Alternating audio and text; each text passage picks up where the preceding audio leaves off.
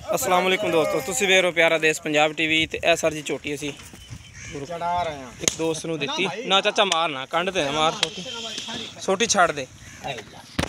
7 महीने दी प्यार झोटी है सुथरी।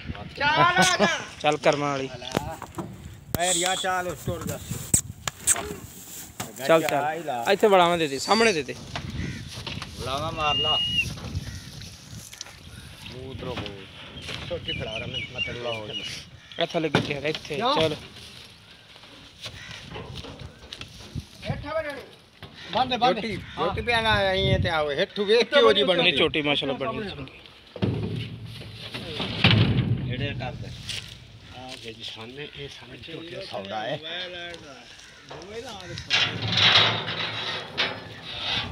ये तू ज्योति देख के काम दी बनदी तू आ थां जेड़ा ना आ आई का पट के रखती आ आई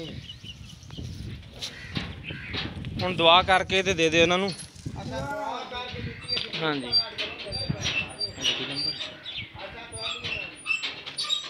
MH 972।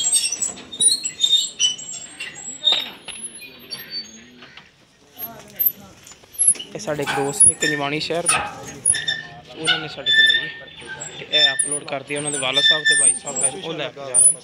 थले थोड़ा खोल गई ते देखिए ते मुर्ग निकले ना।